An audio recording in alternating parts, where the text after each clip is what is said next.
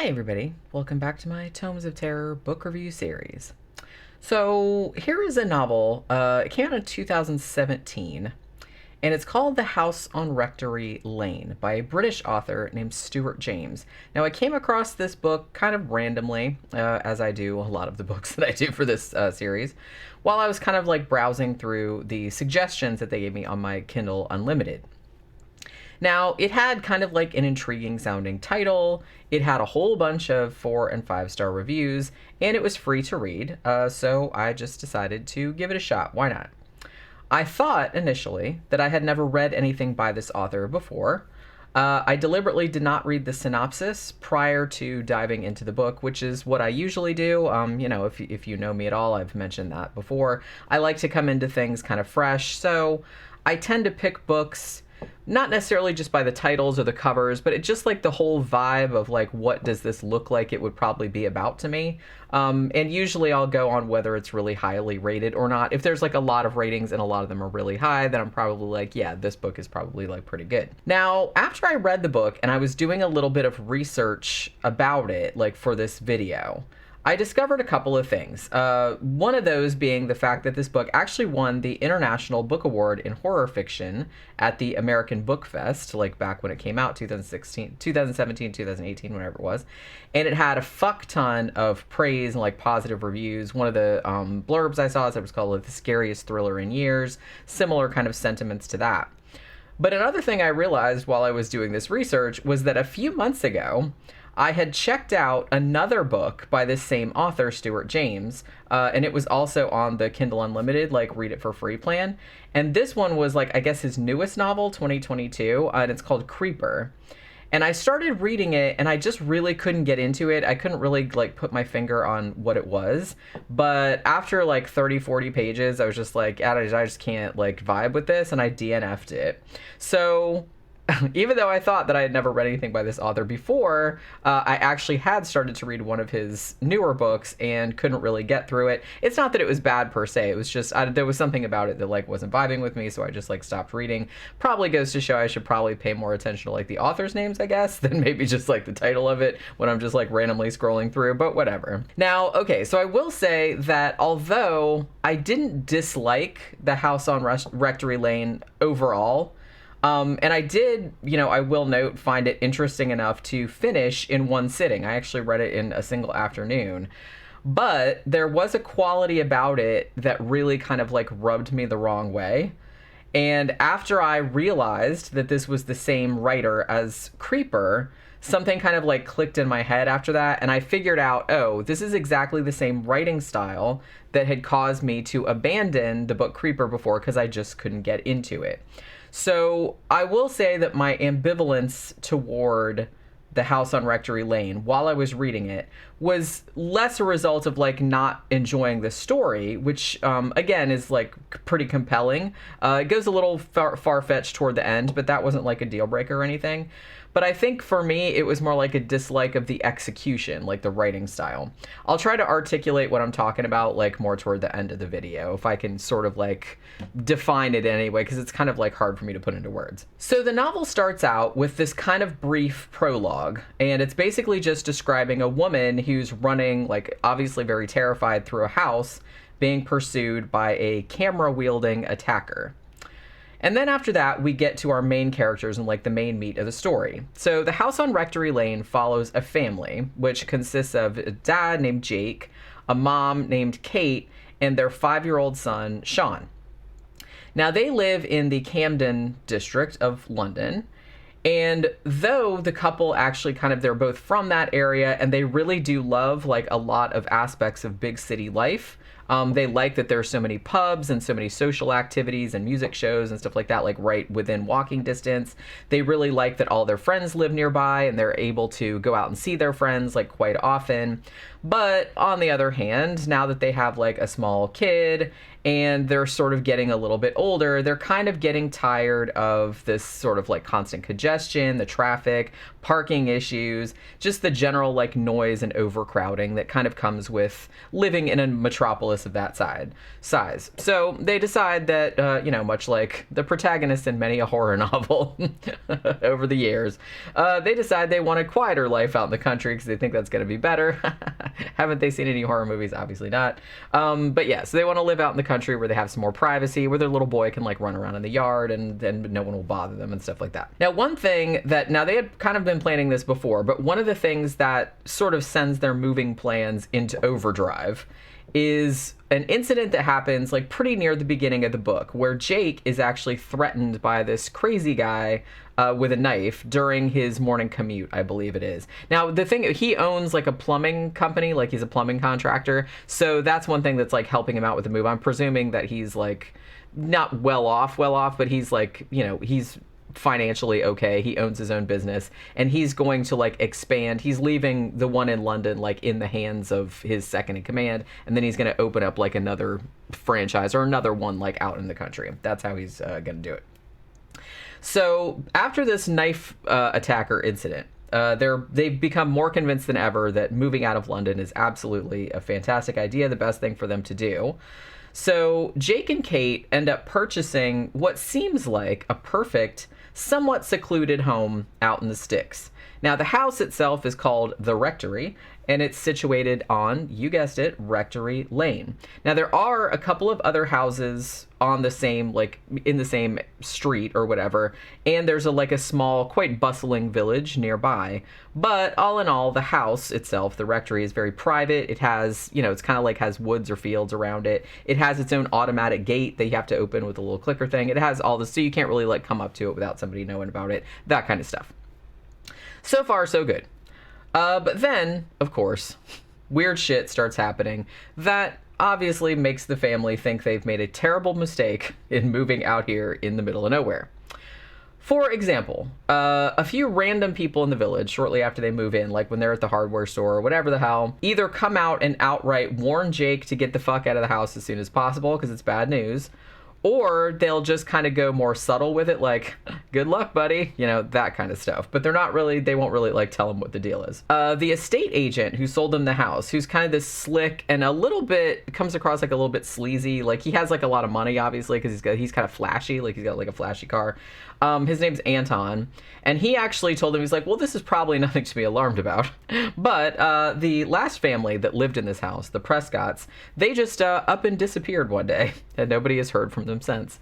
That's quite mysterious. Yeah, so that's a little disquieting. More ominous than that, the nearest house to them, which is called Rose Cottage.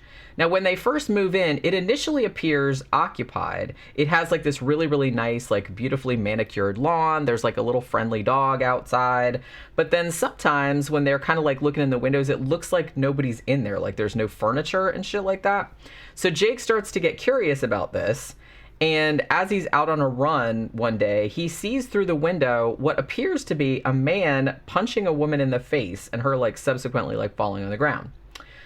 Later on, he also sees what appears to be this same guy looking for all the world as though he's burying a body in the backyard. Now, when Jake calls the cops and has them out there to look around, they don't find anything out there. There are also these other neighbors that they have who live in one of the other houses on Rectory Lane, whose names are Pete and Laura. And they're like super friendly and super welcoming. And Jake and Kate are all happy because they're like, oh, hey, we're making friends already. And it's like, we can hang out because, they do kind of feel isolated from their friends. Like, they left all their friends back in the city.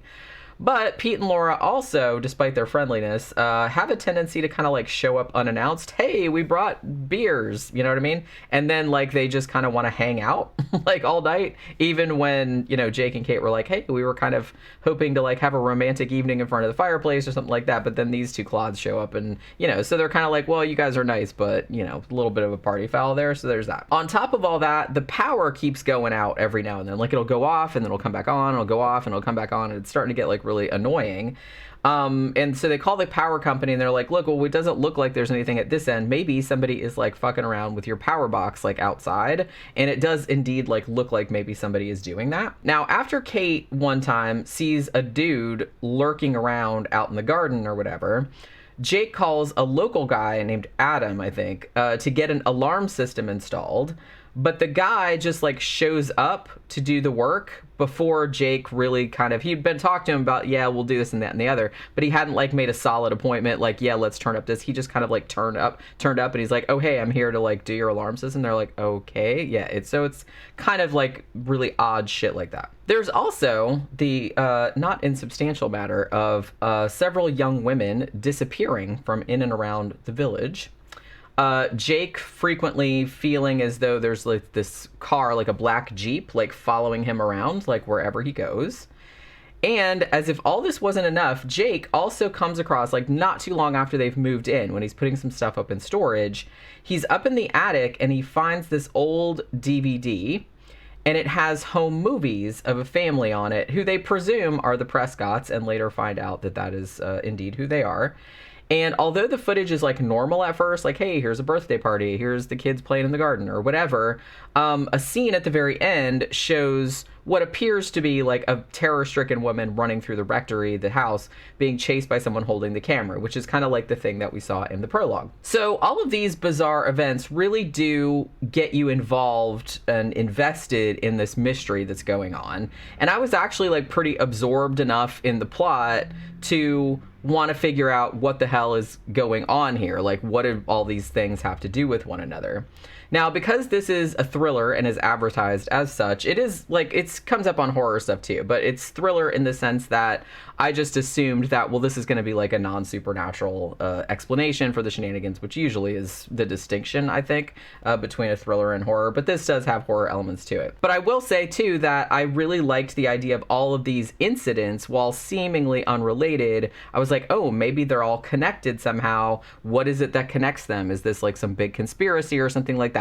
So I was actually kind of like invested in the mystery at that level. But as I mentioned earlier, I think the thing about this novel that kind of kept me from enjoying it as much as I probably would have was mostly the writing style, and to a lesser extent the formatting issues, like the Kindle the Kindle ebook format, and I've seen this on other ones. I don't think it's necessarily the author's fault, because I'm not sure like who lays these out. Like, I lay out my own Kindle books as well, and there is like a program for doing that, but it's very, very frustrating to use, at least for me. And a lot of times I can't get a real consistent look, even though this app is supposedly made for, you know, kind of formatting it in the correct way so it'll look as good as possible on most people's devices. So I'm not really gonna like blame people for that kind of formatting, because I've dealt with my own issues with that, and it's really, really hard to get right. But there were some other formatting issues that probably were, like the authors or the editors look out.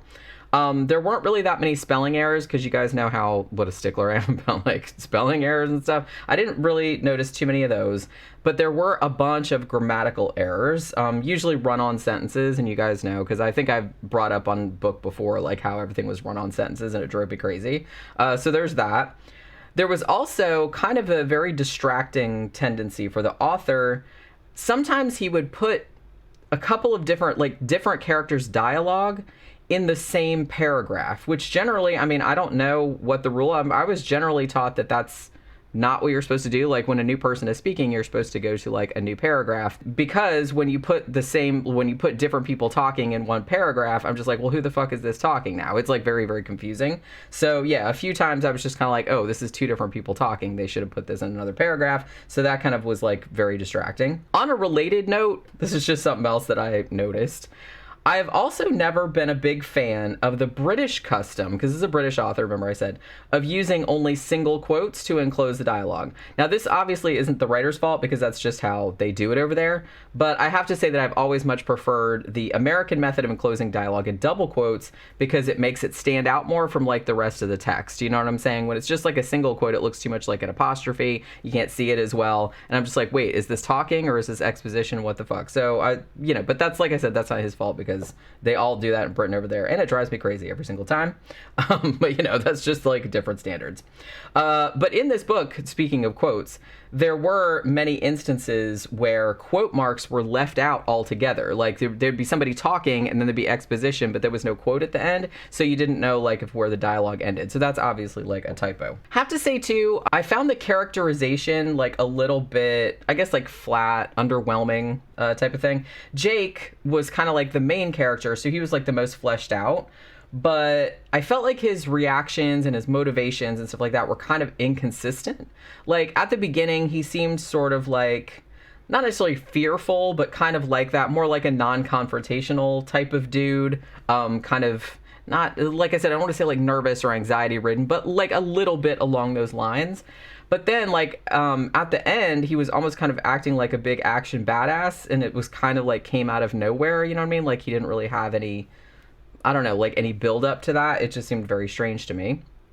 I will say too that he also brought a lot of trouble on himself by, one, going places he probably shouldn't have, like, and that a normal person wouldn't go.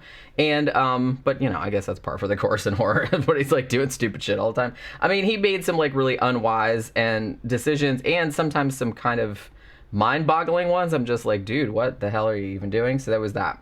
But at least he got it better than his wife Kate, who really didn't seem fleshed out to me at all.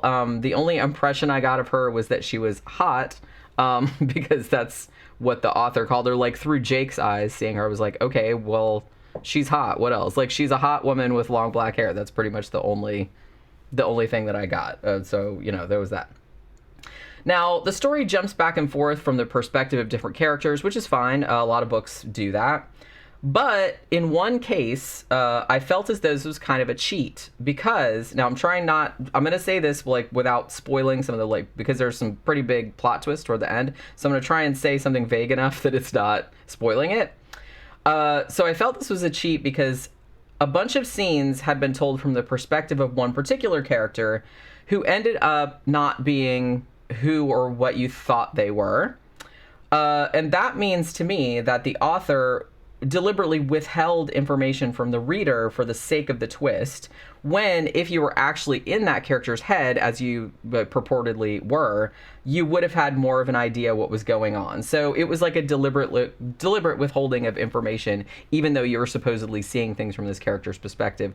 And so I don't know, that really kind of bothered me. There are also like two cop characters in this who were kind of like the main people working on this investigation. They were mostly fine, but again, they sort of like talked to each other very expositionally. Like they would tell each other very rudimentary things about whatever investigation they were working on, when you'd think that they would know their jobs well enough that they wouldn't have to say those things to each other, especially because it was established in the story that these two had been partners for a long time, as they had worked in another city, and then when one of them moved to this smaller town, the other one followed them because they liked being their partner so much. So these two knew each other for a long time, and the fact that they were like telling themselves, hey, we're going to do like XYZ. Like, I'm like, well, duh, that's just what you would do. Like, I don't know why you would have to say that. But yeah, so it was that.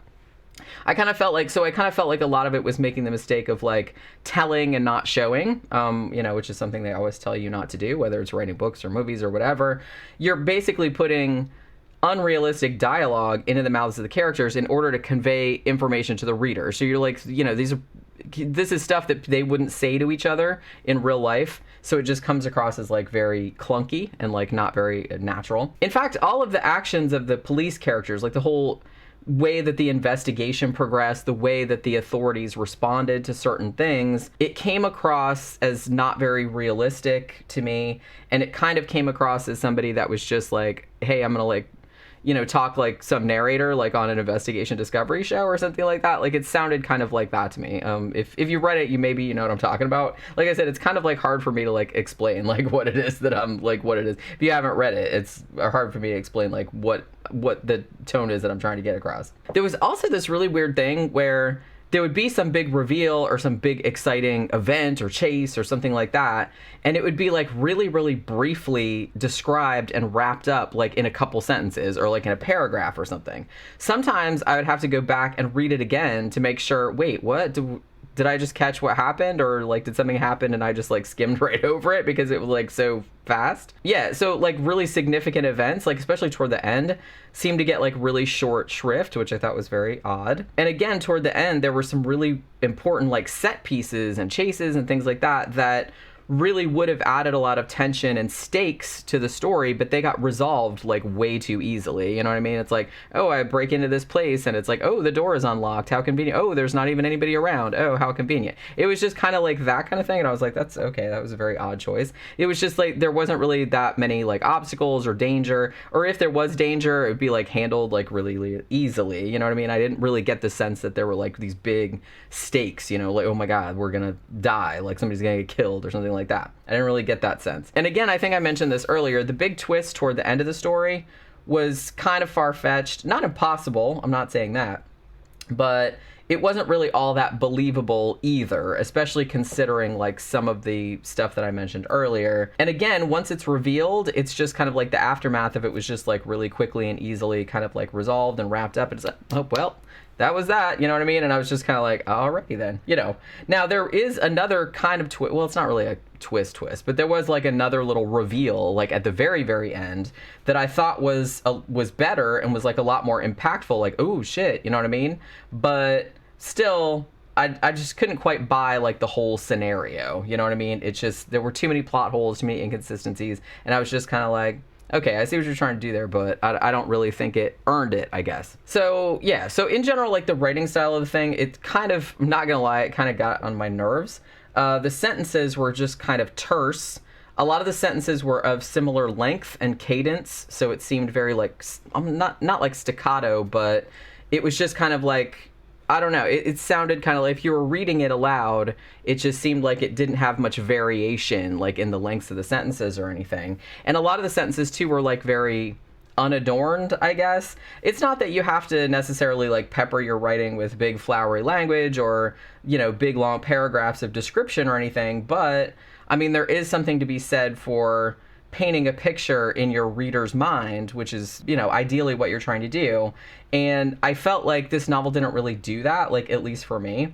And again, the dialogue didn't sound super naturalistic, and some of the conversations and some of the actions that the people were doing, like, especially if they were, like, puttering around the house or, you know, things like just get in a car, start in a car, things like that. This seemed like a lot of filler. I'm just kind of like, yeah, let's get on with it, that type of thing. So, I mean, on the whole, I did like the concept of this. I did like the story, and it did keep me in enough suspense that I was like really curious to see how it ended. I mean, like I said, I did read the whole thing like in one sitting, like in one afternoon, because I was kind of like, I was into the story enough to do that. But the writing style seemed kind of grating. You know what I mean? I feel like it probably maybe could have benefited from an editor or a better editor. If it did have an editor, I'm not entirely sure. I mean, don't get me wrong, this book does have fuck tons of positive reviews on Goodreads and Amazon, way more positive than negative ones, in fact. So obviously I'm going to say I was in the minority on this, like just finding it sort of okay or just kind of mediocre. And that was mostly just because of the style issues that I've tried to kind of articulate. So I'm perfectly willing to concede that it might just be me and my own idiosyncrasies. Like other people might have found the writing style perfectly cromulent, but I don't know. There was something about it that just like I said, like kind of irritated me or like got on my nerves. But if you're into thrillers, you might really dig it. I mean, a lot of people did, obviously. It has a lot of reviews and most of them are positive, but I found it kind of just like middle of the road. And like I said, the way it was written just kind of irritated me, which, you know, I'm sorry to say that, but that's kind of, it did just kind of get on my nerves, you know. If you've read this or you've read other books by this same author, Stuart James, let me know what you thought, because I'm actually kind of curious about how different people might have perceived it. Like if they came at it, because I did kind of feel like there were some negative reviews and they said some of the same things that I was thinking, like not exactly, but along the same line. So I was like, okay, well, I'm glad to know it's not just me, but it's like I said, it's a pretty small minority of people that really didn't like it, but the people that didn't like it for the same reasons that I didn't. So I guess I'm not totally crazy, but I'd be curious about you guys' opinions if you've read it. Like I said, if you have Kindle Unlimited, it's on there for free. A couple of his books are, not all of them, but Like I said, I started reading Creeper and I couldn't really get into it for the same reason, because of the writing style. So, but I'm curious to see how other people got into it or didn't. So let me know in the comments if you've read it or if you have anything else that you need to say about it. And that will do it for this Tomes of Terror. I will see you guys on the next one. Bye.